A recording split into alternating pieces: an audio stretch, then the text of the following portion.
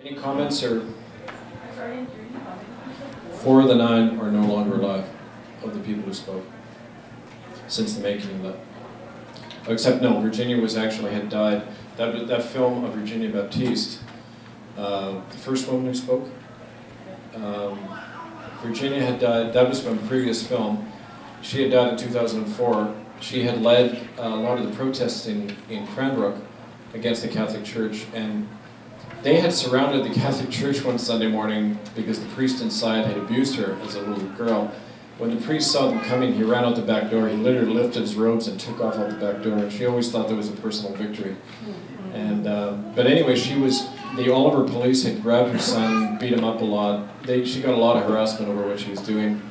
And again, she checked into the hospital and died in there. So. She made a film too, a very good film. Yeah. The Red Brick Schoolhouse. The Red Brick Schoolhouse. You should try to find it. It's about the St. Eugene School in Cranbrook. And there's a big mass grave next to the school. They built a golf course over it with $1 million in federal funding. You're not going to dig up a golf course, right?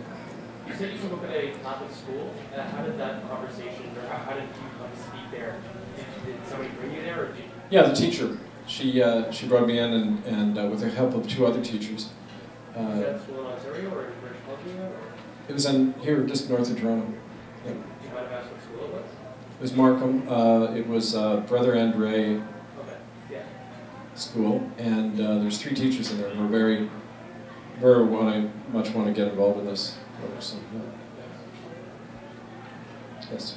And so I guess there are individuals who are willing to... Always. And that's the way it happens through those individuals. And you'll even find, if there's enough, even if there's a hostile administrator, you say, if there's enough support, obvious support in the community, they'll still allow it. Even though institutionally they're being pressured not to do it. That's true about church, school board, anybody. So it's a matter of letting the support be known, I think, and not being afraid. Kevin, I wonder if you could address the situation that keeps coming up every time you speak somewhere. This past weekend we were over at Oise, and Kevin was speaking there. Yeah. Kevin was speaking at Oise this past weekend, hosted by Socialist Action Network, and we have a member here in the audience right now, Judy. Hi, Judy.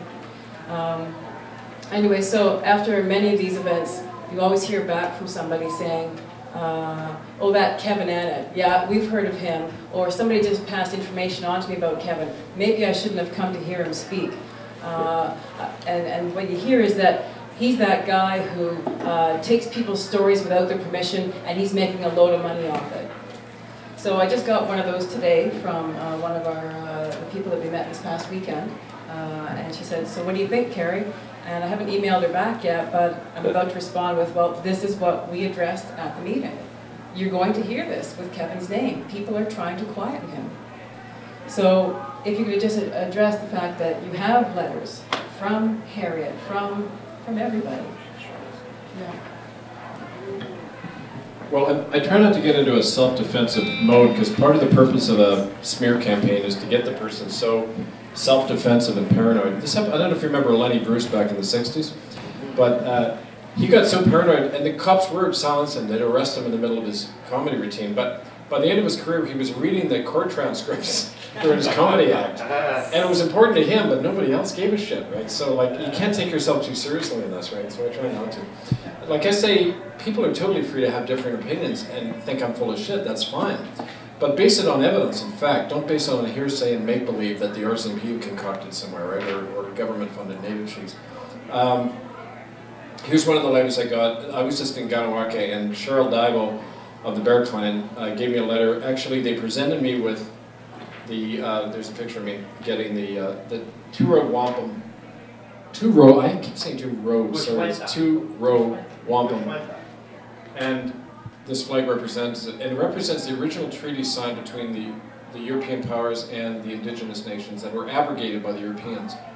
And this is what I've been delegated to take the message to my people, that we want to return to this treaty and spirit of equality, where one doesn't dominate the other. So there's that. There's Chief Capilano in Vancouver has authorized me as his legal agent to help evict the churches from his territory, and we actually served eviction notices on the Catholic, Anglican, United churches, saying, you know, you've got to turn your buildings over to the Indigenous people here because you never asked permission to build them, and you owe a century and a half of back rent, for one thing.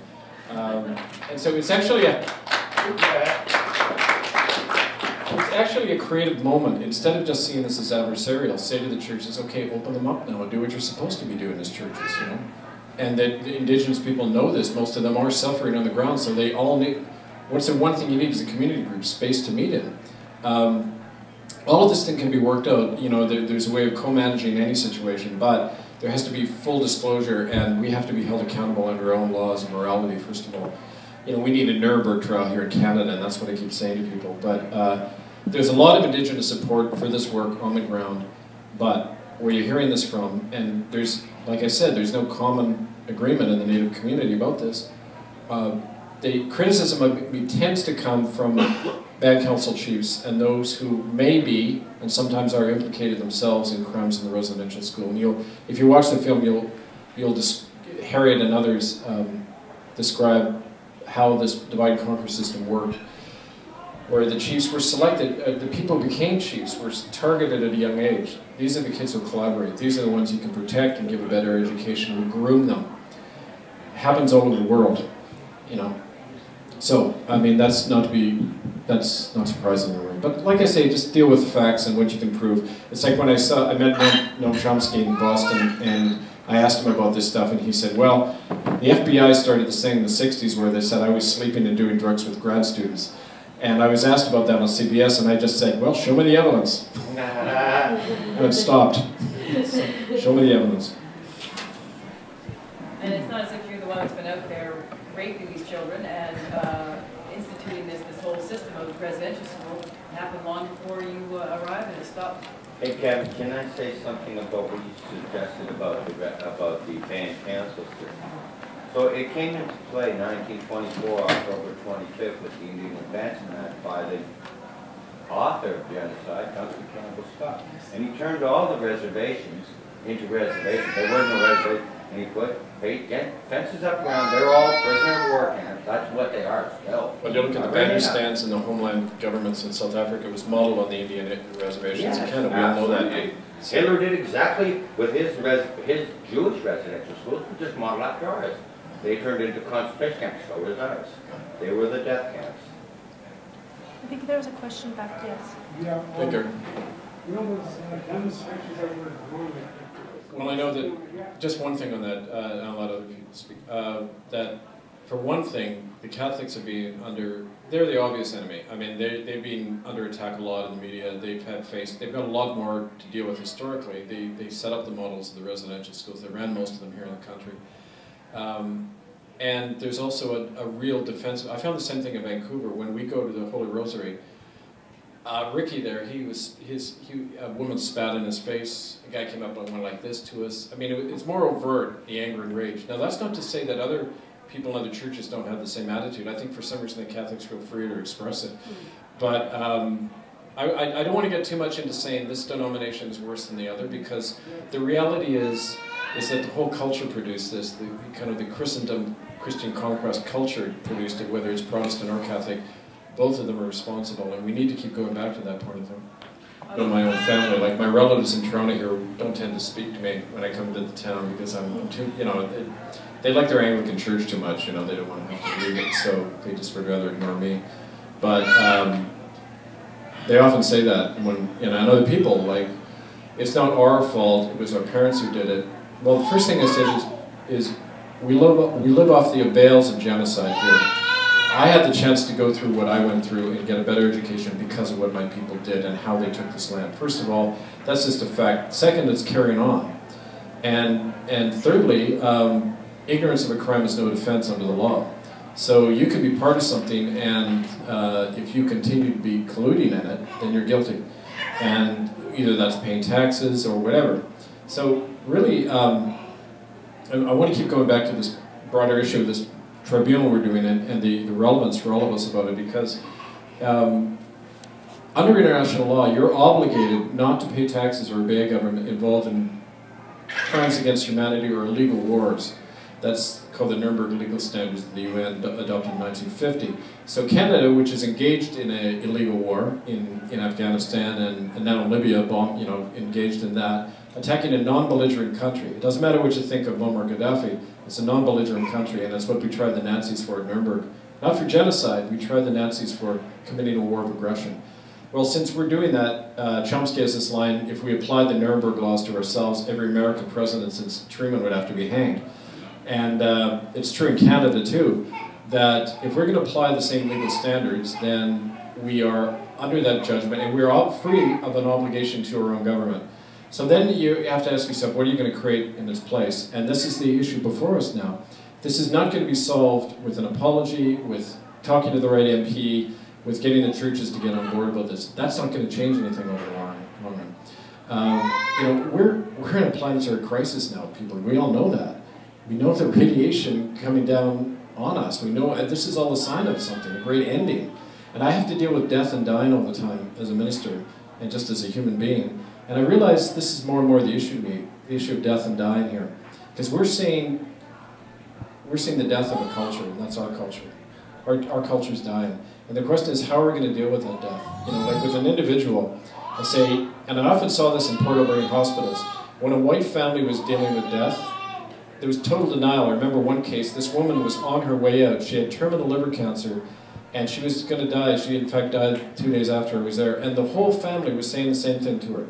You're going to be up and around next week. Hang in there, sis. You're going to do it. They weren't able to say to her goodbye. They weren't able to work with her through her death.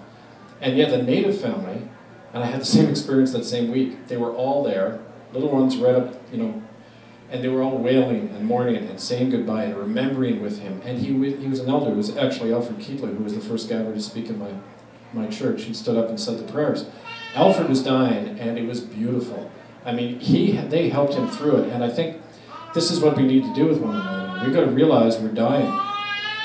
Something else is being born. I know that. We see it all around. But we need to help the transition, and in a way that's maybe what I'm doing on a bigger scale here instead of just one congregation. We all need to start doing this with each other and saying, what's ending we've got to let go of. We don't have to be attached to these old institutions. They're fallen. The church and the government, they're fallen institutions. We don't need to be allied with them anymore. We need to create something else. And this is what the Turo Wampa means to me, and this is the opportunity historically given to us. Given to me now by the people in Ganawake. So I'm passing that on to you. I hope you don't leave here seeing this as another issue, because it needs to be important in your life for the child, the baby there, for the child at the back, and for the ones not born yet. What we do now is going to determine whether they live or die. And so this is what I put out to you. And so I hope that after tonight you stay together, sign the list. I'm going to pass this on to Carrie, if you don't mind, the people who sign, and come together and keep talking, because we've got to keep meeting. The only way this work ever happened is because we kept meeting all the time about it. It wasn't just something we did and went away. We just keep at it all the time. Thank you. I appreciate it. I just want to say thank you to Kevin for this journey that he's been on. It's been a long, hard journey for him.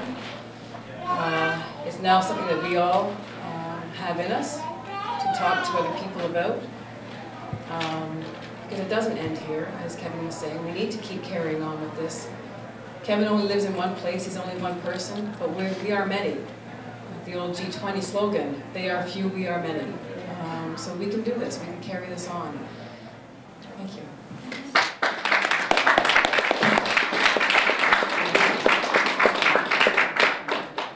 I want to thank Kevin as well.